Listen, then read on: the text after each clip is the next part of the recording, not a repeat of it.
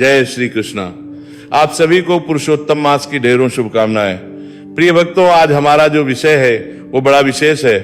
पुरुषोत्तम मास के अंतिम 5 दिन कैसे करते हैं मनुष्य का उद्धार। जी हाँ, यूं तो पुरुषोत्तम मास की महिमा आपको मैंने पहले बताई थी, पुराणों में खूब लिखी है। करोड़ों करोड़ गुना अधिक पुण्य देने वाला, सबसे अधिक पुण्य देने वाला माह है। भगवान पुरुषोत्तम का प्रिय माह है, इसीलिए भगवान ने अपना नाम इसे दिया।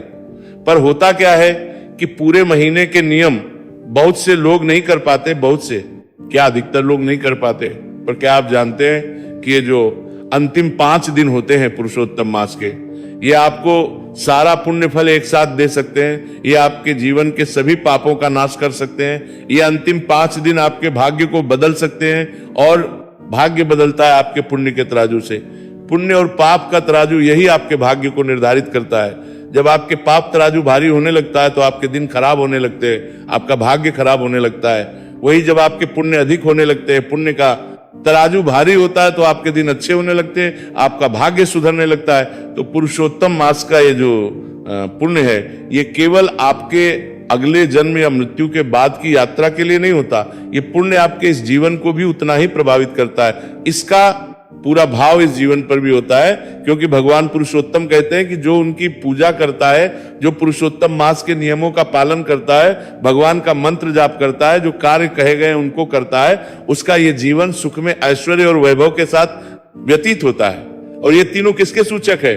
भाग्य के। जो भाग्यशाली होते हैं उन्हीं को अच्छा नाम मिलता है, धन मिलता है, संपत्ति मिलती है। और उसके बाद जो अंत समय है, तो उस जीवात्मा को भगवान का धाम प्राप्त होता है, पुरुषोत्तम का धाम प्राप्त होता है। ये है इसका महत्व। इसीलिए पुरुषोत्तम मास सर्वाधिक कल्याणकारी है, क्योंकि आपके इस जीवन पर भी उसका उतना ही प्रभाव है। तो आइए जानते हैं कि इन अंतिम 5 दिनों का लाभ आप कैसे ले सकते हैं। क्या क्या कार्य हैं जो आपको अवश्य करने चाहिए, जो सर्वाधिक पुण्य देने वाले हैं। किस प्रकार से पुरुषोत्तम मास के इन अंतिम 5 दिनों का आप लाभ लेंगे। आपसे है कि वीडियो यदि थोड़ा सा भी उपयोगी लगे तो एक बार लाइक अवश्य कर दीजिएगा, और जितना हो सके शेयर कीजिएगा। क्योंकि आप में से बहुत से दर्शक हमें व्हाट्सएप के माध्यम से, कमेंट्स के माध्यम से लिख रहे हैं कि आप अंतिम 5 दिन के नियम जानना चाहते हैं कि कैसे लाभ लिया जा सकता है। तो जितना हो सके अधिक से अधिक लोगों के साथ शेयर कीजिए वीडियो को, और चैनल पर नए हैं तो सब्सक्राइब करते जाइए, क्योंकि ये एक प्रतिष्ठित ज्योतिष संस्थान का चैनल है, जहां सभी जानकारी ज्योतिष शास्त्र और पर आधारित प्रदान की जाती है। भगवान पुरुषोत्तम का आशीर्वाद प्राप्त करने के लिए कमेंट बॉक्स में अवश्य लिखिए ओम नमो पुरुषोत्तम देवाय नमः या ओम नमो भगवते वासुदेवाय। जितना लिखेंगे उतना कल्याण होगा। आइए बात करते हैं पुरुषोत्तम मास के अंतिम 5 दिनों के। प्रिय भक्तों, आप में से बहुत से दर्शक हमें मैसेज कर रहे हैं, कॉमेंट कर रहे हैं, व्हाट्सएप पूछ रहे हैं कि क्या इसके भी 5 दिन कार्तिक और वैशाख की तरह उतने ही महत्वपूर्ण है क्या इसमें भी पंचविशक होता है क्या? 5 दिन के अंतिम नियम क्या है? अंतिम 5 दिनों करना चाहिए, कैसे हम इसका पूर्ण लाभ ले सकते हैं? तो उन सभी प्रश्नों के उत्तर आज इस वीडियो के माध्यम से आपको मैं प्रदान कर रहा हूं। इस पुरुषोत्तम मास के भी अंतिम 5 दिन सर्वाधिक कल्याणकारी कहे गए हैं। यहां तक कि ये जो 5 दिन है ना, इनका पुण्य इतना अधिक है कि जिसकी तुलना आप किसी के साथ नहीं कर सकते।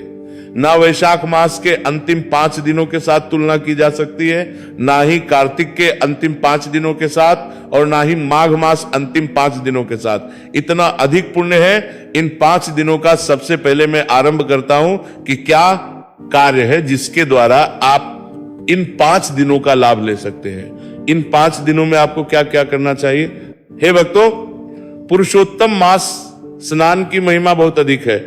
बहुत अधिक मतलब बहुत अधिक, खूब पुराण में लिखा है। भगवान स्वयं नारायण बताते हैं कि जो पुरुषोत्तम मास स्नान करता है उसे भगवान का परम पद प्राप्त होता है। अब सभी के लिए संभव नहीं होता कि वो पूरे 30 के 30 दिन नियमों का पालन कर पाए और नियम के अनुसार स्नान कर पाए, तो फिर वो अंतिम 5 दिनों का लाभ ले सकते हैं और इस पुण्य को प्राप्त कर सकते हैं। कैसे? सबसे पहले तो प्रातःकालीन वेला में उठिए और सूर्योदय होने से पहले स्नान कीजिए। ब्रह्म मुहूर्त नहीं कह रहा मैं, सूर्योदय होने से पहले। सूर्योदय कब हो रहा है? अगर मैं आसपास के क्षेत्रों की बात करूं तो सूर्योदय लगभग 5:20 और 22 मिनट के आसपास हो रहा है। उससे पहले पहले आपका स्नान हो जाना चाहिए। आप अपने प्रदेश का सूर्योदय समय अवश्य देख लीजिएगा, क्योंकि अगर कोई पूर्वी भारत की ओर रहते होंगे तो पूर्वी भारत के राज्यों में सूर्योदय और अधिक शीघ्रता से होता है, जल्दी होता है, पहले होता है। तो आप उसके अनुसार अपना समय निर्धारित कीजिए और सूर्योदय से पहले स्नान कीजिए। स्नान कैसे? देखिए, स्नान के लिए जो आपका नहाने का पात्र है ना, बाल्टी आदि, उसमें थोड़ा सा यदि आप गंगा जल डाल लें, बाल्टी को अच्छे से धोइए, थोड़ा सा गंगा जल उसमें डाल लीजिए, फिर उसमें जल भरिए और उत्तर दिशा की ओर मुख करके हर हर गंगे बोलते हुए स्नान कर लीजिए। यह स्नान सर्वाधिक कल्याणकारी है। अब जो गंगा जल का प्रयोग ना कर पाए, हो सकता है बहुत से लोगों के पास गंगा जल ना हो, तो कोई बात नहीं, सुबह जल से स्नान ही बहुत कल्याण कर देगा। सब मंत्र दान कीजिएगा, कुछ मंत्र बोलते हुए। मंत्र क्या? भगवान का नाम जपते रहिए।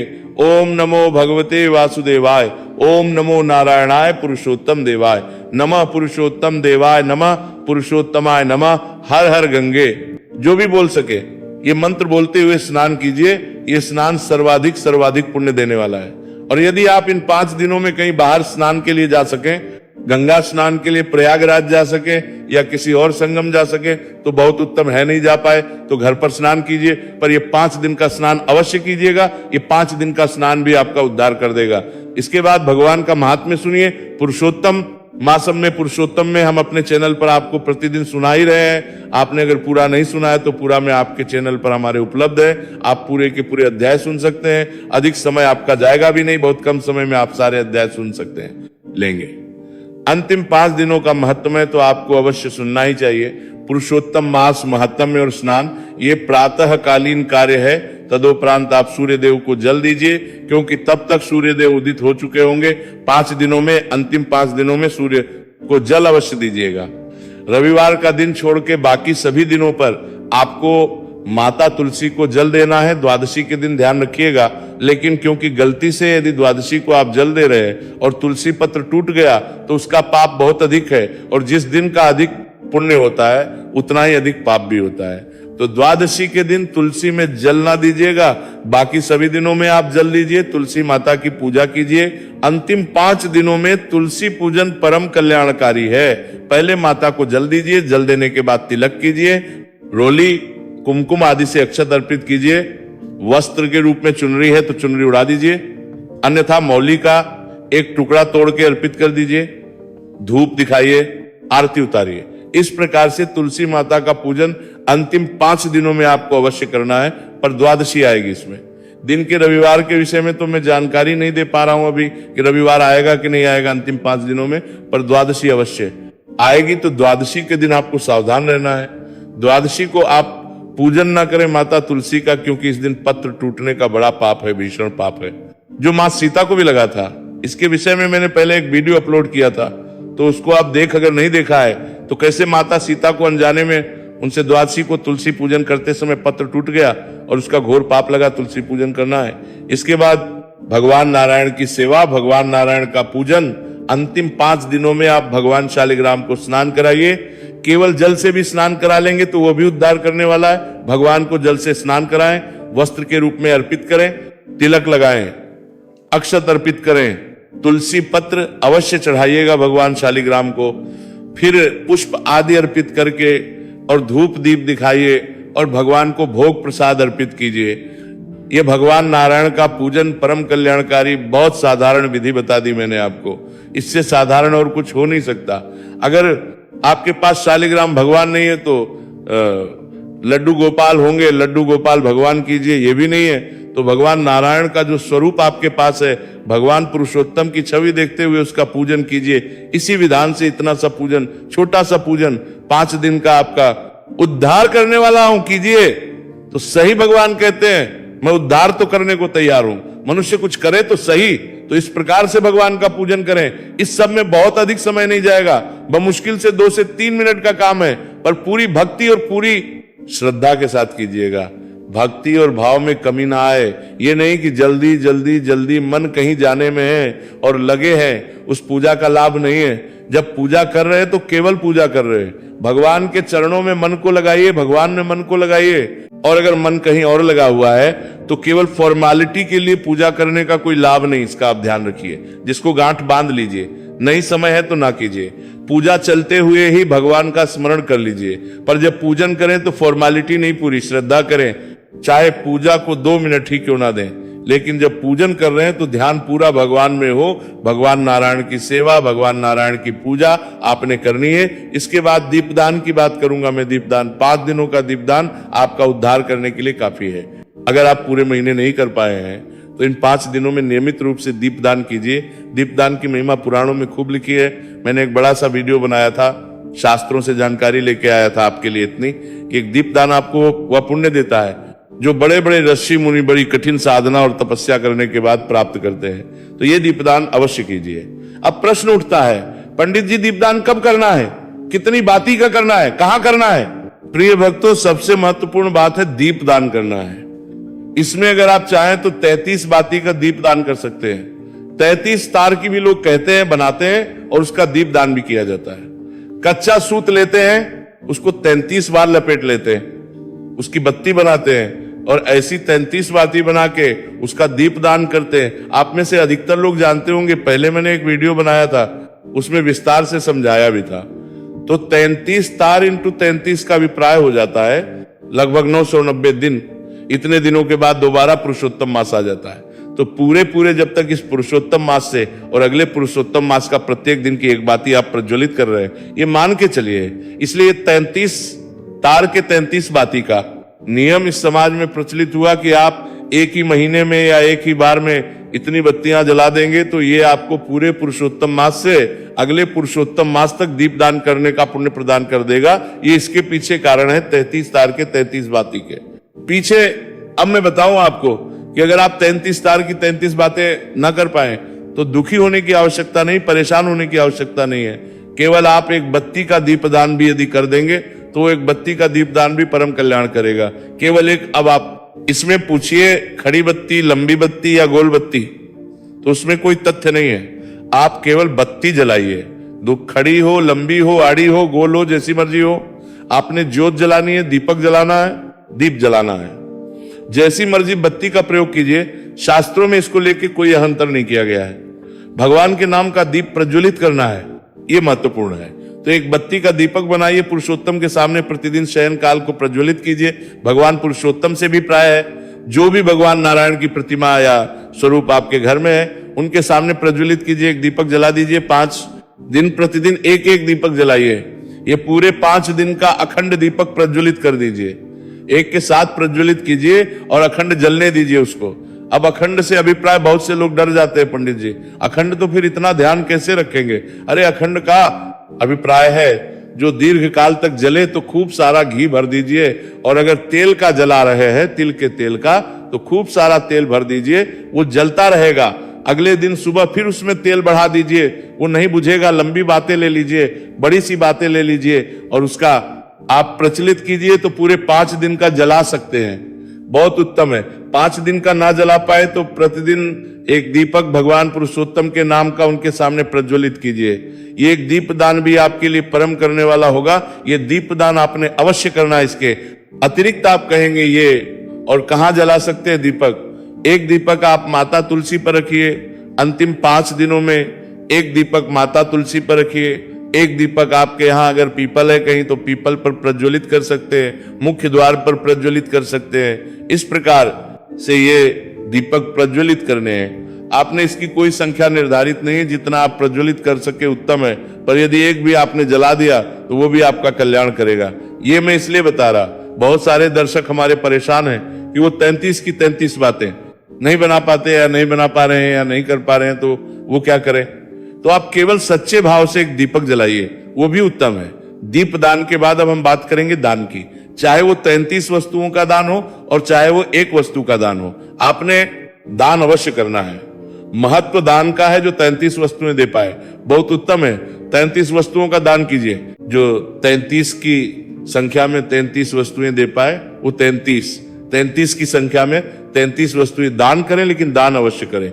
चाहे एक वस्तु का ही दान करें। इन 5 दिनों में प्रतिदिन का नियम बनाइए कि आपने कुछ ना कुछ दान करना है, संभव है तो 5 दिन ब्राह्मण को भोजन कराइए, दान दक्षिणा आदि दे के विदा कीजिए। 5 दिन ये ब्राह्मण को जो भोजन कराएंगे परम कल्याणकारी है।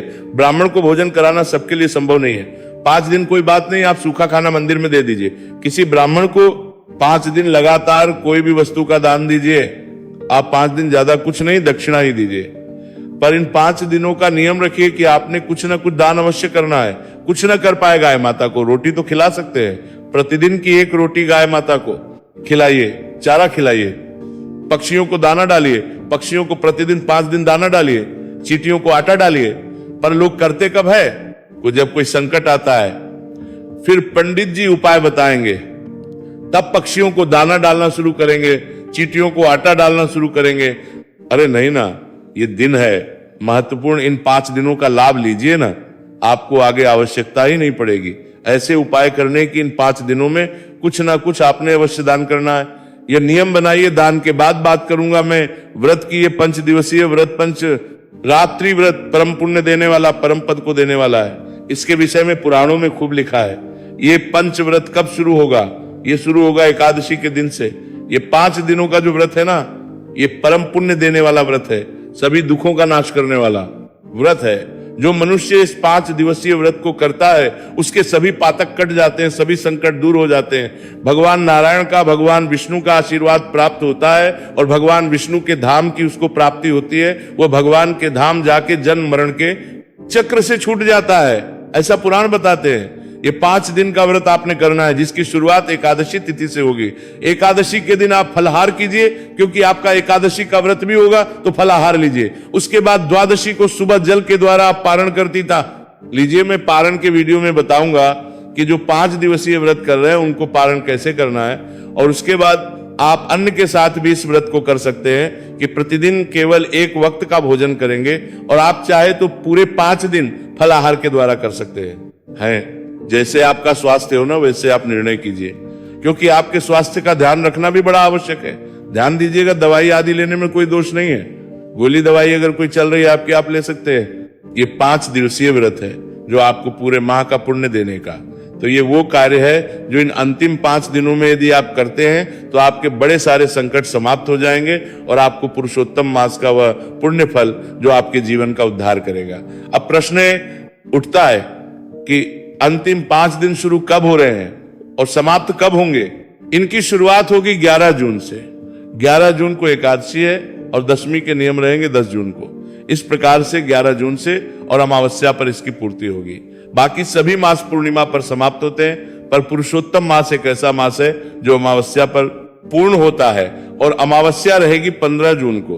तो 11 जून से 15 जून के ये 5 दिन परम कल्याणकारी प्रिय भक्तों, यहां बता दूं कि ये जो अंतिम 5 दिन है, इनको पंचभिषक नहीं कहते ना, भीष्म पंचक कहते हैं, क्योंकि वो केवल कार्तिक में ही आते हैं। पर ये जो अंतिम 5 दिन है, इनकी महिमा उतनी ही महत्वपूर्ण है, इसका पूर्ण लाभ आपको लेना चाहिए। पूरा पुरुषोत्तम मास आपने निकाल दिया हो ऐसे ही, लेकिन इन 5 दिनों को ऐसे ना जाने दीजिएगा। भगवान नारायण सब पर कृपा करें। हरे कृष्ण।